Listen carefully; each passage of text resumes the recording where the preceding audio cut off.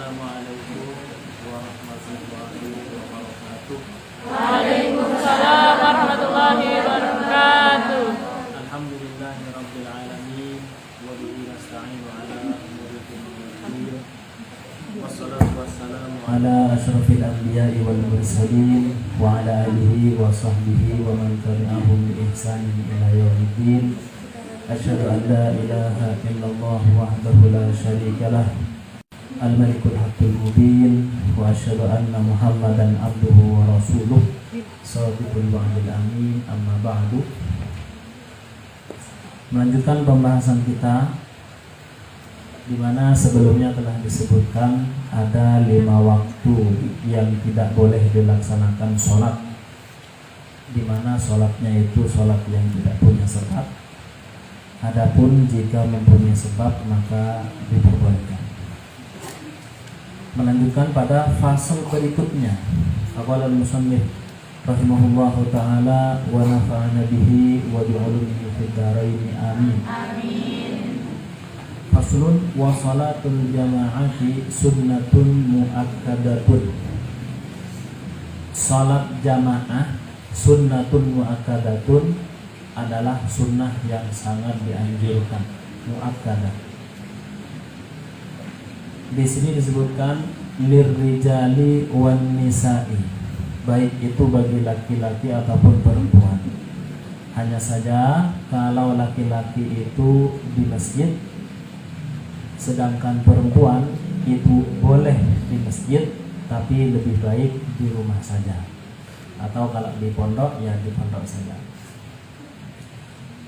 Kenapa? 5 rawahul Bukhari, karena ada hadis riwayat Al-Bukhari wa Muslimun dan Muslim an Abdullah bin Umar, dari Abdullah bin Umar radhiyallahu anhuma, anna Rasulullah sallallahu alaihi wasallam qala salatul jama'ati tafdulu salatul fardhi bi 27 darajatan. Dalam riwayat lain itu 25. Kemudian dijelaskan oleh Ibnu Hajar kalau 27 ala jamaah dengan sholat yang jahriyah. Sementara kalau 25 sholat yang, sedangkan kalau sholatnya jahriyah itu baru 27. Karena ada hadis lain yang menjelaskan sama redaksinya, hanya saja di khamsin wa ishrina, 25. Maksudnya al-fardhi di dalam hadis ini adalah al-munfarid, sholat sendiri. Wal asahu, adapun pendapat yang lebih sahih hukum jamaah itu adalah annaha fardu kifayatin. Sholat jamaah ya bukan sunnah muakkadah lagi, tapi adalah fardu kifayah. Bahkan disebutkan dalam sebuah hadis, ketika suatu perkampungan tidak didirikan jamaah, berarti kampung itu sudah dikuasai setan. Waqad istawalla alaihi syaitan. Jadi setan sungguh telah menguasai mereka.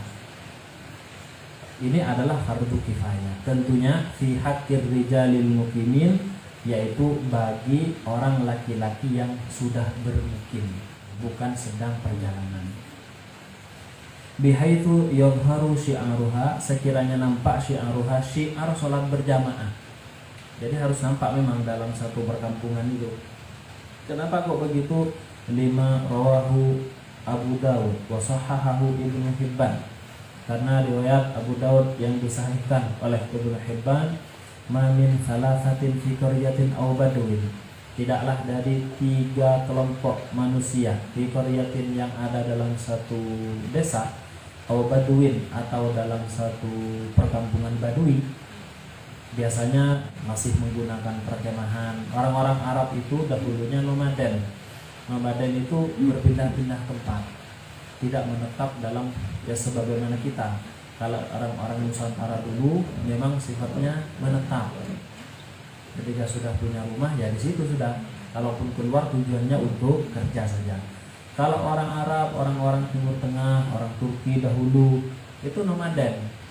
Jadi sebulan di pegunungan ini, pindah lagi bulan berikutnya, atau setahun pindah lagi. Jadi tidak menetap. Kalau sekarang sudah menetap semua. Yang ada di badui-badui sudah jarang sekarang. Jadi ada 3 kelompok di desa ataupun perkampungan, la tuqam, laksanakan jamaah kan salat dalam riwayat lain, illa istahwadha alaihim syaitan, kecuali mereka sudah dikuasai oleh syaitan, ai galabahum, jadi mereka sudah dikalahkan oleh syaitan, wastaula alaihim, dan syaitan sudah menjadi pemimpin mereka, wahawalahum ilaihi, dan memalingkan orang-orang ilaihi kepada syaitan. Makanya syaitan lebih mudah untuk menggoda orang-orang yang ada di perkampungan tersebut. Menggoda dengan cara apa? Dengan berbagai macam cara. Disebutlah kampung itu adalah kampung angker, ya. Kemudian banyak terjadi hal-hal mistik seperti itu. Itu bisa jadi memang masyarakat yang ada di situ tidak mengizharkan, tidak mensyiarkan sholat berjamaah. Beda dengan kampung-kampung yang di sana sholat jamaah ada, sholawatan ada, ngaji Al-Quran ada, maka hal-hal seperti ini biasanya jarang. Seperti itu ya. Ini tidak harus di desa, bisa saja di kota sekalipun. Jadi setan bisa mengganggu dengan berbagai macam cara ya, menampakkan apa segala macam. Nah, jadi hukumnya seperti yang tadi, sunnah muakkadah atau fardu kifayah. Wa 'alal ma'mumi, dan bagi seorang makmum anjan dia wajib berniat al-i'timama, bermakmum. Jadi dia wajib niat makmuman lillahi ta'ala, Allahu akbar. Jadi makmum memang. Dunal imam, bukan imam.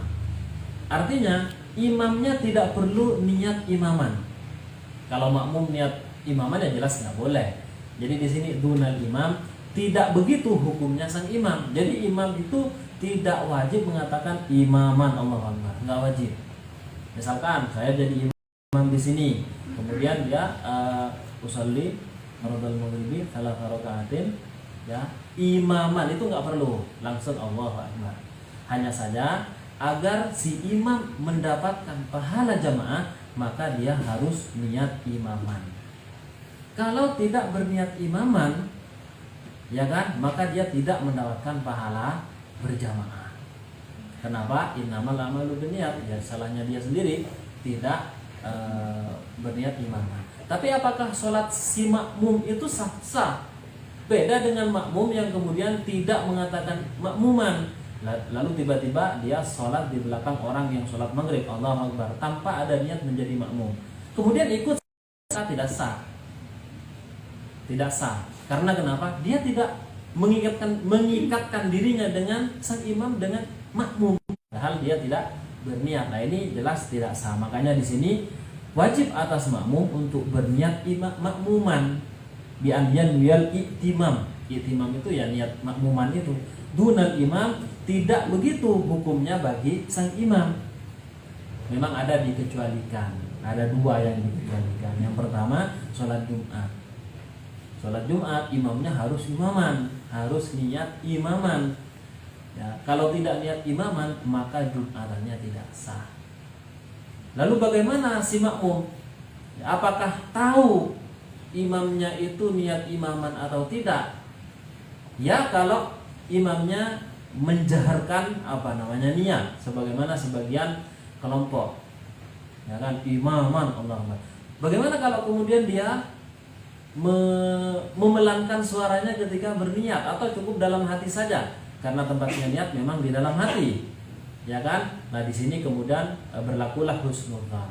Ketika dia sudah menjadi khotib, ya kan, ya jelas ketika sholat dia sudah siap kalau dirinya akan menjadi imam, seperti itu.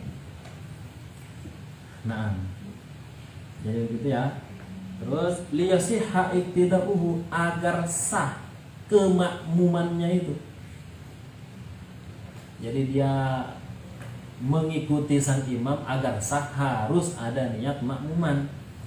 Wa yakuna lahu thawabul jamaati, sehingga dia mendapatkan pahala berjamaah. Kenapa? Amalan bihadithi innamal a'malu binniyat. Ya, karena mengamalkan hadis ini, innamal a'malu binniyat.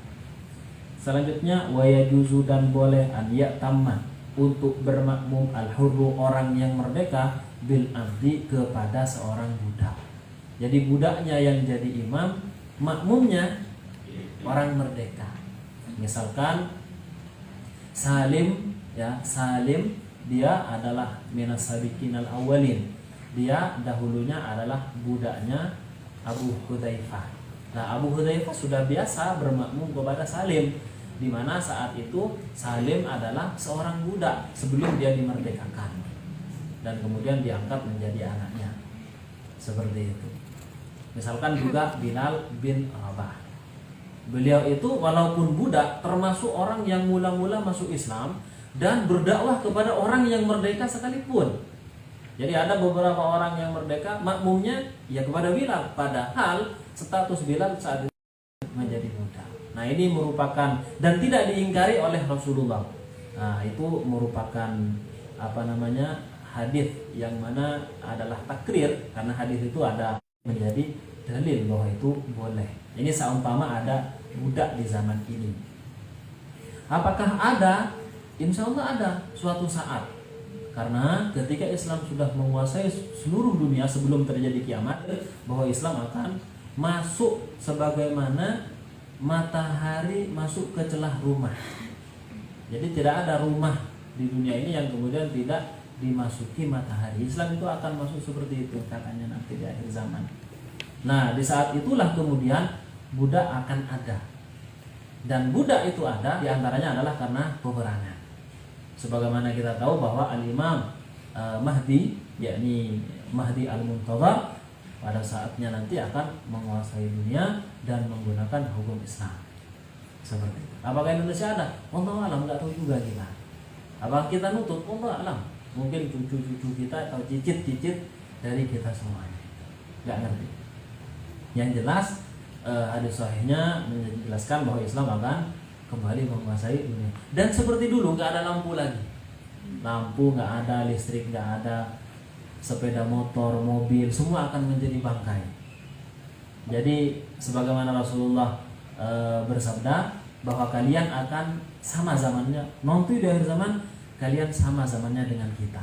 Jadi perang pakai pedang, nggak ada bom-bom, nggak ada sudah. Jadi memang Allah sudah matikan hal itu.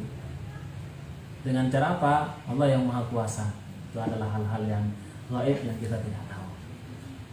Jadi pakai kuda lagi, nggak ada sepeda motor sudah. Nah, semua jadi bangkai. Baik.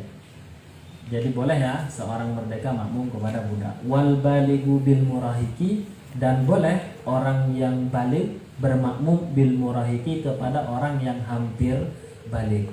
Maksudnya murahik atau hampir balik adalah huwa alladzi qarabal bulugh, orang yang mendekati balik. Wal muradu bihi, yang dimaksud dengan murahik yang hampir balik adalah huna as-sabiyul mumayyiz, anak kecil tapi sudah bisa membedakan kanan kiri depan belakang, mandi sendiri, pakai baju sendiri dan sebagainya, itu namanya mumayyiz. Dia sudah bisa bahkan hatam beberapa surat dalam Al-Quran, bahkan hatam 30 juz atau bahkan hafal beberapa juz dalam Al-Quran. Kan banyak ya anak kecil hafal Al-Quran. Itu jadi imam, tak apa-apa. Selama dia memang mumayyiz, sudah bisa membedakan kanan kiri, makanan atau kotoran. Rawahul Bukhari, karena ada hadis riwayat Bukhari, anna Amr bin Salam, bahwa Amr bin Salam seorang sahabat radhiyallahu anhu, kana ya ummu qaumahu, beliau mengimami kaumnya, wa huwa ibnu sittin, sedangkan umurnya 6 tahun, au sab'u sinin, ataupun 7 tahun, antara 6 dan 7. Tapi dia sudah hafal Al-Quran. Dia sahabat Nabi, termasuk orang yang anak kecil yang masuk Islam dan kemudian mempunyai daya pemahaman yang luar biasa dan kecerdasan serta ingatan yang sangat kuat. Sehingga tidak aneh ya kalau kemudian dijadikan pemimpin. Makanya pemimpin di dalam Islam itu tidak berdasarkan pada umur sebenarnya, tapi tingkat keilmuannya seperti apa. Itu di dalam Islam. Lebih-lebih kalau ilmunya tinggi, kemudian umurnya juga sudah. Nah, wala tasihhu, dan tidak sah qudwatu rajulin bimra'atin, bermakmumnya seorang laki-laki bimra'atin dengan seorang wanita. Sebagaimana yang terjadi di Amerika, di sana ada seorang wanita bernama Aminah Wadud. Dia itu menjadi imam dari sekian banyak laki-laki dan juga jadi khotib di saat hari Jumat dan jadi imamnya juga. Makmumnya dicampur, ada laki perempuan. Jadi dalam satu saf itu ada laki perempuan. Nah itu nanti bisa dicari di internet. Aminah Wadud namanya, itu liberal. Padahal hadis-hadis dinyatakan ya yang sahih, Rasulullah tidak pernah menetapkan perempuan itu boleh menjadi imam. Jadi tidak boleh ya seorang wanita seorang laki-laki bermakmum kepada perempuan. Di sini ada dalilnya ya. Rawa Abu Dawud wa ghairuhu an Malik ibn al-Huwairith radhiyallahu anhu qala sami'tu Rasulullah sallallahu alaihi wasallam yaqul. Saya mendengar Rasul bersabda, "Man zara qauman, barang siapa yang mengunjungi satu kaum, fala ya ummahum, maka dia tidak boleh mengimami mereka." Misalkan saya mengunjungi kawan saya di Malang misalnya, di sana dia punya satu komunitas, maka saya tidak dianjurkan untuk mengimami. Kenapa? Karena yang mengimami lebih utama memang orang setempat. Ya, memang orang setempat, misalkan tokohnya ada di situ, sudah situ. Seperti itu ya. Nah, waliya ummahum, kata Rasulullah, waliya ummahum, dan hendaknya mengimami pada kaum itu rajulun minhum, seorang laki-laki di antara mereka. Jadi Rasulullah tidak menyebutkan imro'atun minhum, tidak. Jadi rajulun minhum. Wa mafhumuhu, mafhum muwafiqnya adalah annal mar'ata la ta'ummul qauma, perempuan tidak boleh mengimami kaum, wa fihim ar-rijalu, sedangkan di antara mereka ada laki-laki. Kecuali satu keadaan. Jadi ada, misalkan gini, seorang suami ternyata dalam satu keadaan dia boleh bermakmum kepada istrinya. Apa kira-kira? Boleh itu. Dan tidak menyalahi hadits yang ada di sini. Boleh bermakmum ternyata. Ada yang tahu di sini? Ini tebak-tebakan juga soalnya. Jadi kasusnya itu ada seorang wanita membaca Al-Quran, seorang istri yang membaca Al-Quran. Kemudian suaminya mendengarkan dengan hikmat. Setelah sampai pada ayat sajdah, ya kan? Setelah sampai pada ayat sajdah, ya, si istri kemudian dia sujud tilawah, karena memang sunnah ketika mendengar ayat sajdah adalah sujud tilawah. Yang mendengar, suami tadi kalau mendengar dengan hikmat, itu juga dianjurkan untuk sujud tilawah, karena sujud tilawah fi makna sholat tentunya. Sujud tilawah itu kan semakna dengan sholat, bukan sholat, semakna dengan sholat. Sama juga dengan sujud syukur, itu semakna dengan sholat. Harus punya wudu, menutup aurat, menghadap kiblat, gitu kan. Ada takbirnya dan diakhiri dengan salam, itu sama. Cuman langsung sujud gitu aja dan langsung salam.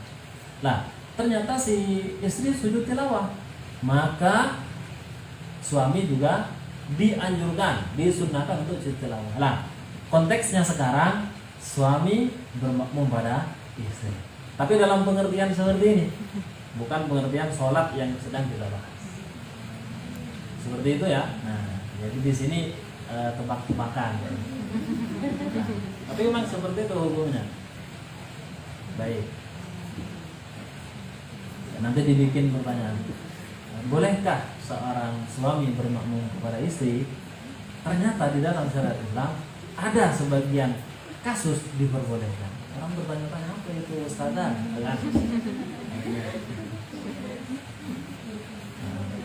Begitu ya.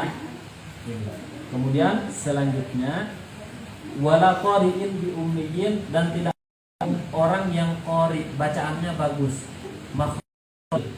Ya kayak anti-anti semuanya ini. Makhrajnya masyaallah ya. Bacanya ya, kemudian sudah hafal berapa juz, ada yang 30 juz.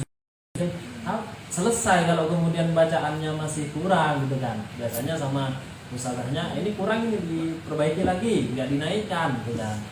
Nah itu ternyata bermakmum di ummiyin dengan orang yang buta huruf. Jadi dia baca alhamdulillah alkamdu gitu kan, Rabbil ngalamin. Nah itu tidak boleh gitu kan. Suratal ladzina an'amta, suratal ladzina an'amta gitu kan. Dibacanya dihilangkan di sana an'amta, ainnya dibuang jadi an'amta. Nah itu kita sadar gitu kan. Nah, dalam hal seperti ini kita tidak boleh bermakmum kepada orang tersebut. Kenapa?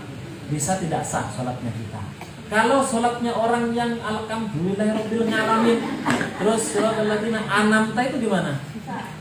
Sah bagi dirinya sendiri. Kenapa? Karena dia sudah tidak mampu lagi untuk belajar. Dia sudah sulit. Memang lidahnya seperti itu. Nah, kita tidak boleh bermakmum kepada orang yang seperti itu. Itu ya. Nah, bagi dirinya sendiri sah, tapi orang yang sudah lebih fasih kok kemudian bermakmum kepada orang lain. Dan tentunya ini ketika sholatnya dijelaskan, diterangkan, dan dikeraskan. Kalau sholat zuhur kan memang tidak kedengeran, sudah nggak apa-apa. Apalagi kita sholat di, misalkan di terminal, saya bermakmum kepada musafir yang lain. Zuhur misalnya, itu apa? Karena suaranya memang tidak kedengeran. Apakah dia baca al-kamdu, ngalamin? Kita kan nggak dengar. Yang dengar ketika dikeraskan suaranya. Al-Qari, maksudnya Al-Qari apa? Huwa alladhi yuhsinu qira'atal Fatihah. Orang yang bagus bacaan Al-Fatihahnya. Wal ummi, dan adapun ummi, yaitu orang yang buta huruf. Kenapa kok disebut ummi gitu? Ya kan? Nah ya, ummi kok umun, dari umun ini.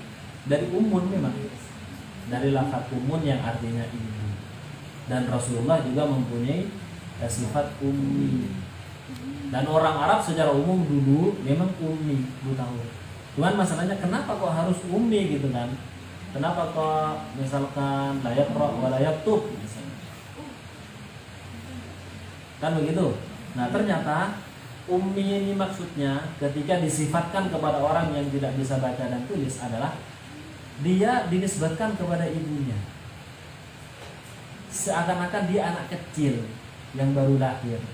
Gimana orang lahir? Apakah dia sudah bisa membaca atau sudah bisa nulis? Tidak ada. Jadi dinisbatkanlah kepada tidak baca, tidak tulis juga, tidak apa-apa, tidak melakukan apa-apa. Nah, jadi itu disebut ummi.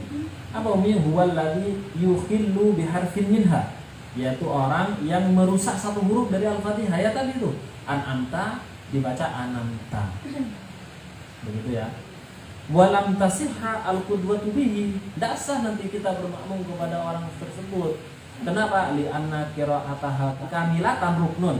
Karena membaca Al-Fatihah kamilatan dalam keadaan sempurna jadi hal ruknun, adalah rukun, kama alimta, sebagaimana kau tahu. Wa sahhat, tapi sah sholatuhu, sholatnya dia, li nafsihi, bagi dirinya.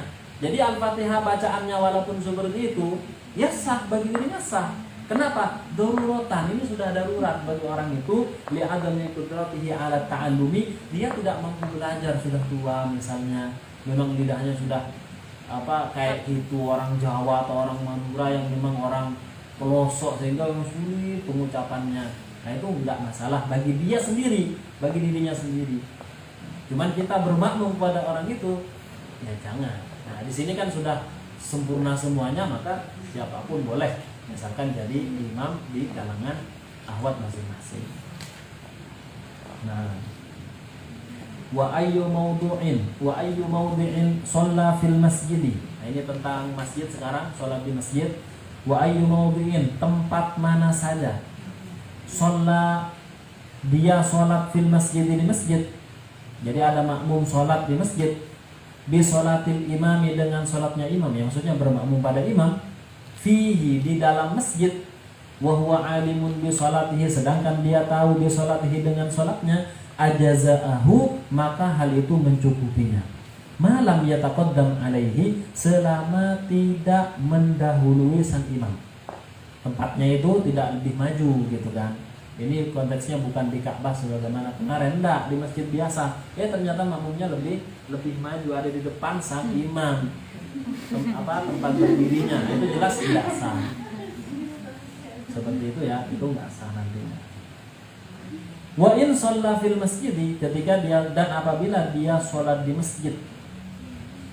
Wal ma'mumu kharijal masjid, sedangkan makmumnya di luar masjid. Qariban minhu, dia dekat dari masjid. Jadi di luar masjid, wa huwa alimun bi sholatihi, dan dia tahu dengan sholatnya imam, wala haila, dan tidak ada penghalang gunakan sampainya orang, awil musyahadah, atau mencegah melihatnya orang kepada makmum. Ada spidol di sini. Ini penting terkait masalah masjid. Ada spidolnya.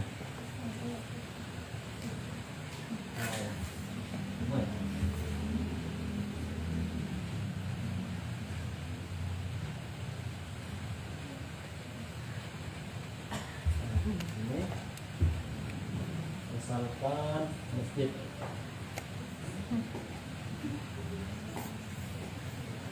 ini masuknya mihrab ya.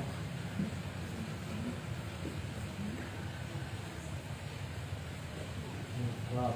Nah ini biasanya bangunan, ini makmum. Ya makmum.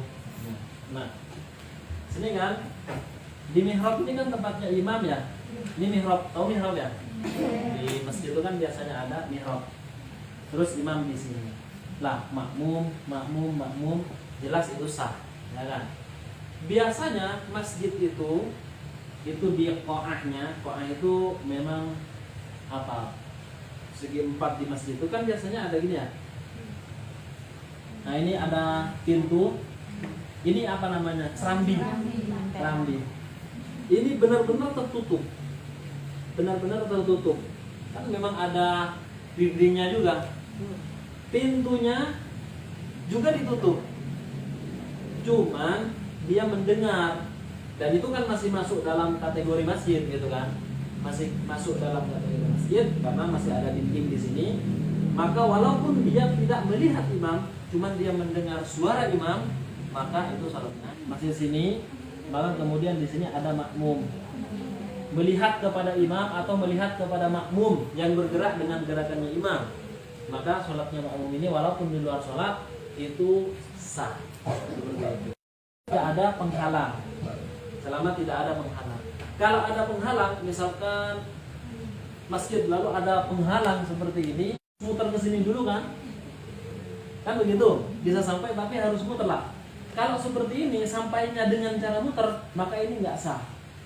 Walaupun dengar suara imam ataupun melihat imam misalnya, karena ada menghalangi sampainya dia kepada sang imam. Tapi kalau misalkan di sini ada penghalang, cuman ada pintunya gitu kan, lalu pintunya dibuka, nah itu boleh, walaupun di luar. Makanya kalau misalkan makmum terus sampai banyak keluar ya, dan imamnya ada di mihrab gitu kan, sampai makmumnya ke jalan-jalan, bagaimana itu sah karena melihat makmum, yang melihat makmum depannya terus sampai melihat kepada imam. Nah itu pernah terjadi di saat dulu tahun berapa, Lebaran demo 212 itu hari Jumat, di luar tapi benar-benar ke jalan, tapi di belakang itu melihat depannya terus sampai melihat imam. Sehingga itu adalah sah. Begitu ya. Itu kalau di dalam masjid. Dan makmumnya misalkan di luar tapi masih bisa menyaksikan imam ataupun menyaksikan makmum yang menyaksikan imam.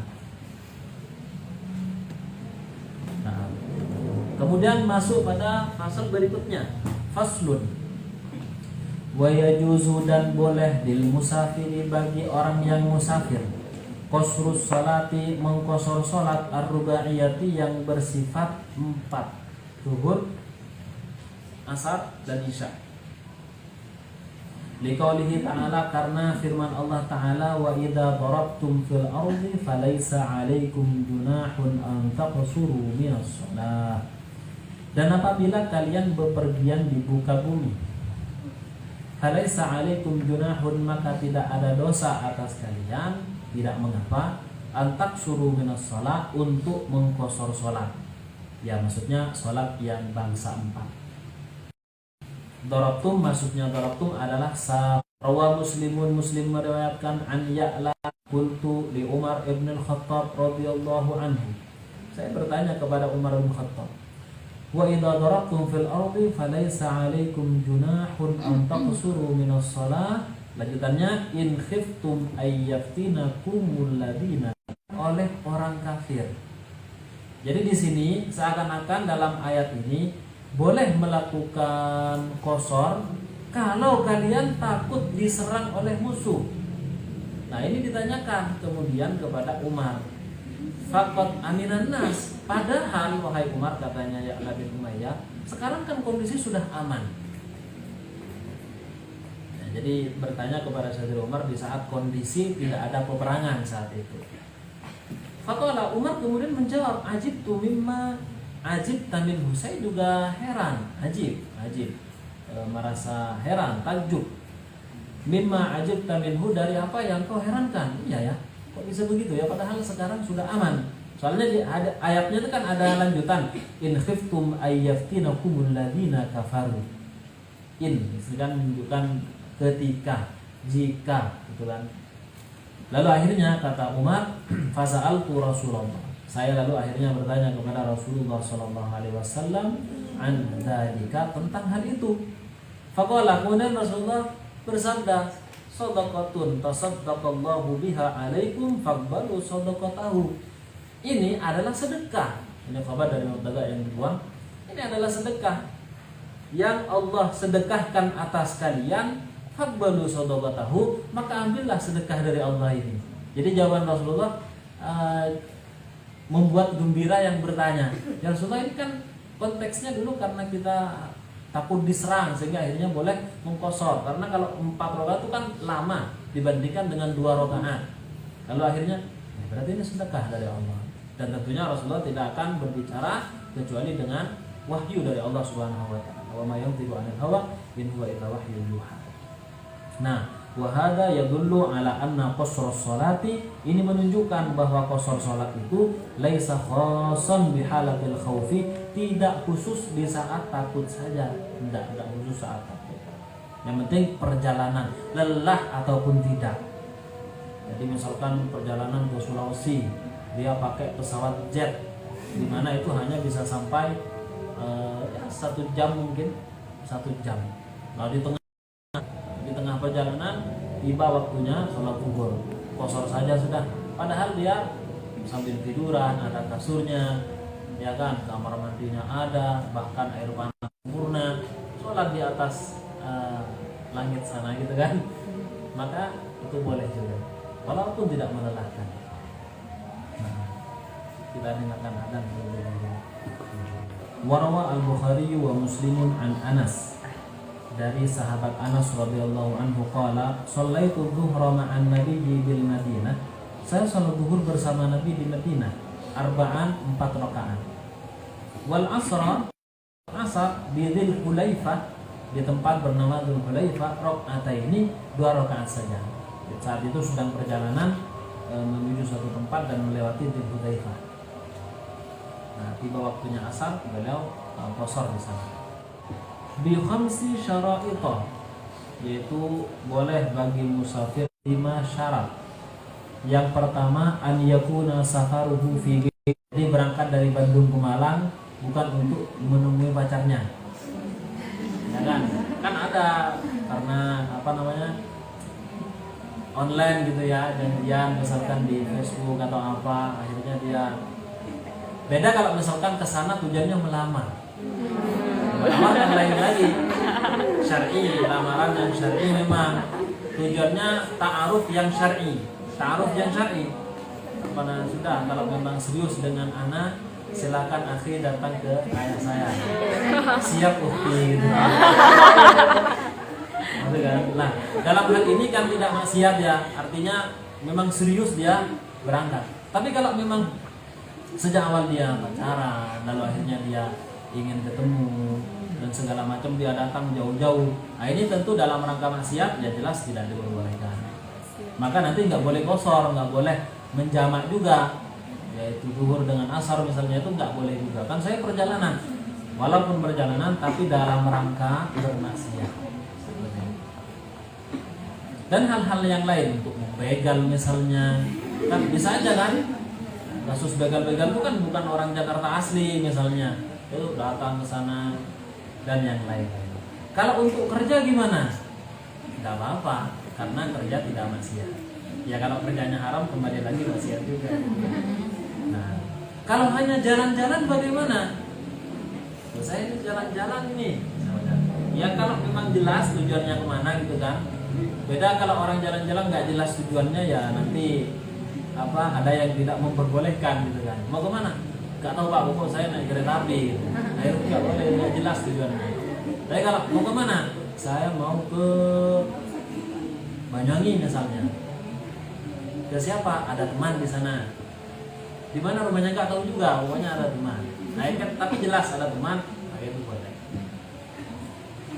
Nah, wa antakuna masafatuhu 16 farsakhan, hendaknya ada perjalanan jaraknya yang ditempuh itu 16 farsakh. Nanti akan dijelaskan berapa 16 farsakh.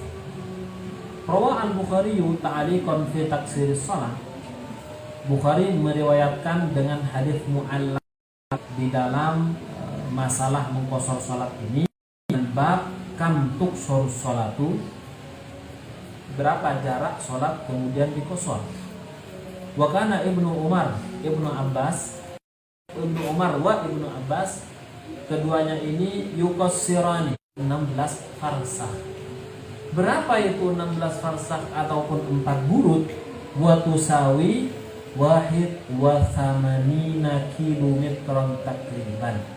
Itu sama dengan 81 kilometer. 81 kilo. Ada ulama yang membulatkan sampai 100. Tapi ini minimal ya, minimal 81 kilo. Gimana kita untuk mengetahuinya? Sekarang sangat mudah, tinggal dibuka Google Map. Malang Surabaya itu berapa? Itu akan tertulis, ya kan? Berapa kilo. Kemudian kalau ditempuh perjalanan berapa jam, bahkan rutenya, bahkan macet atau enggak juga kelihatan. Asalkan ada kuotanya ya. Ada, bisa. Gitu ya. Jadi sangat mudah sekarang untuk mengukur hal seperti ini. Wa mithluhu yuf'alu tauqifan. Nah, hal yang semacam ini ya, Rasulullah memang tidak menjelaskan secara langsung, oh jaraknya sekian, ya kan? Wa mithluhu, dan hal yang sama dengan ini yuf'alu, dikerjakan oleh sahabat. Tauqifan adalah tauqif dari Rasulullah. Jadi sahabat tidak mungkin melakukan sesuatu tanpa ada arahan. Tauqif itu lebih ke arahan gitu ya. Seperti peletakan nama surat, urutan-urutannya itu tauqif semua, arahan dari Rasulullah sallallahu alaihi wasallam. Ai bi ilmin anin nabi, telah diketahui oleh Rasulullah. Nah, wa an yakuna muaddiyan lis salatir rubaiyati, dan hendaknya dia juga melaksanakan sholat yang sifatnya 5 rakaat. Ai yuqsharus sholatu ar-rubaiyatu, sholat yang bangsa 4 yang diqashar, allati yu'addiyaha hala safari, yang dilakukan di saat dia sedang safar. Kalau qadha fa'itatal hadari, sebagaimana kemarin ditanyakan, kalau dia mengqadha fa'itatal hadar, sholat yang ketinggalan di saat tidak perjalanan, fi safari, diqadha di safar, fala yuqsaru, maka dia tidak boleh diqashar. Zuhur kemarin lupa tidak melaksanakan sholat zuhur 4 rakaat, padahal masih ada di rumah. Sekarang dia perjalanan, dan perjalanannya saat itu waktu zuhur juga. Oh iya, kemarin kan saya tidak sholat zuhur, udah tak ganti sekarang, tak qadha sekarang, kan sekarang perjalanan. Tidak, itu nggak boleh. Jadi walaupun diganti di saat kosong, di saat safar, tetap dia harus 4 rakaat. Kenapa? Karena yang penting tertinggal di saat safar fil hadari di saat hadar. Jadi saat perjalanan sebagaimana ditanyakan itu kan nggak usah sholat aja, cukup nanti diqadha di rumah kan begitu. Apakah nanti diqadhanya diqosor? Soalnya kan yang ketinggalan kita sedang safar, tidak boleh karena sekarang posisinya sudah tidak safar lagi, maka harus jangkep 4 rakaat. Wa an yanwiya dan hendaknya berniat al-qasar, niat qasar ma'al ihrami disertai di saat atau berbarengan dengan ihram. Jadi Allahu Akbar, di dalam hatinya ada gemertek bahwa dia akan melaksanakan qasar. Makanya biasanya diucapkan dulu, karena ketika sudah Allahu Akbar dia akan mengingat apa yang dia baca tadi. Nah, wa an la ya'tamma bimuqimin dan hendaknya tidak boleh bermakmum kepada orang yang mukim. Kepada orang yang mukim. Maksudnya apa? Dia tidak sedang melakukan perjalanan. Dia memang petugas terminal. Bertahun-tahun memang di situ. Ternyata dia sholat. Ya sholat lengkap lah. Dia kan memang orang situ, gitu kan, orang Surabaya misalnya. Nah kemudian kita bermakmum kepada dia dan kita sholatnya sholat qasar, maka tidak boleh. Beda kalau makmum kepada dia, ya kita sholatnya sempurna dan dia juga sempurna, nggak ada masalah seperti itu. Cuman kalau kita mengqasar tidak boleh kepada dia. Kenapa? Li khabari Ahmad ibni Hanbal an ibni Abbas radhiyallahu anhuma, dari Ibnu Abbas radhiyallahu anhuma, suila, beliau ditanya, ma balul musafir, apa hukumnya orang yang musafir, yusalli rak'ataini idza infarada, dia sholat 2 rakaat kalau sendiri, mengqasar maksudnya. Wa arba'an idza itamma bimuqimin, tapi kalau dia makmum sama orang yang mukim, dia sholat 4 rakaat. Nah ditanya oleh orang begitu, kalau sholat sendiri kenapa ya kok kemudian boleh 2 rakaat mengqasar, tapi kalau makmum sedang safar, dia makmum kepada orang yang mukim, cuman dia nggak boleh sholat 2 rakaat, harus 4. Kenapa kok begitu wahai Ibnu Abbas? Maka kemudian beliau menjawab, faqala tilka sunnatu, begitulah sunnah. Rasulullah mengajarkan kayak gitu, dan gimana lagi, katanya Ibnu Abbas. Nah, kurang sedikit, wa yajuzu dan boleh lil musafiri bagi musafir an yajma'a bima syaa di waktu antara keduanya yang dia inginkan. Cuman nanti namanya kalau dilaksanakan di waktu yang pertama jamak takdim, kalau dilaksanakan di waktu yang kedua adalah jamak takhir. Wa baina al-maghribi wal isya'i, dan juga boleh mengumpulkan antara maghrib dan isya di waktu ayyihi masya'a, di waktu salah satu dari keduanya yang dia inginkan. Kalau misalkan mengqasar sekaligus menjamak itu juga boleh. Bahkan ya itu yang sering dikerjakan, karena memang dalam perjalanan itu kan as-safaru qit'atun minal adab. Safar itu, perjalanan itu adalah sepotong dari adab. Maksudnya adab di sini bukan siksa indosiar gitu ya. Dia itu adalah penuh dengan kelelahan, penat, kemudian capek segala macam, pusing, memang kayak gitu. Makanya kemudian wajar kalau sekiranya Islam memberikan rukhsah untuk dilakukan qasar dan juga jamak ini. Rawa al-Bukhari, Bukhari meriwayatkan an Ibni Abbasin, dari Ibnu Abbas qala, beliau berkata, kana Rasulullah sallallahu alaihi wasallam, bahwa Rasulullah yajma'u baina salati dhuhri wal asri, mengumpulkan antara salat zuhur dan asar, idza kana ala dhahri sairin, ketika beliau perjalanan. Wa yajma'u bainal maghribi wal isya, dan juga mengumpulkan antara maghrib dan isya. Maksud dari ala dhahri sairin adalah ay musafiran sairan, ya beliau musafir sairan berjalan. Warwa Abu Dawud meriwayatkan, wa Tirmidzi wal lafdhu lahu, lafadznya punya Tirmidzi, wa ghairuhuma, dan selain keduanya, an Mu'adz bin Jabal radhiyallahu anhu, anna Nabiyya sallallahu alaihi wasallam, bahwa Rasulullah kana fi ghazwati Tabuk, ketika itu berada dalam peperangan Tabuk. idza irtahala qabla an taziga syamsu akhara dhuhra. Ketika beliau irtahala berangkat, berrihal yaitu berangkat menuju perjalanannya, qabla an taziga syamsu sebelum matahari tergelincir, akhara dhuhra maka beliau mengakhirkan zuhur hatta yajma'aha ilal asri sampai sehingga beliau melaksanakan zuhur itu kepada asar, yusallihi majami'an beliau lakukan keduanya semuanya.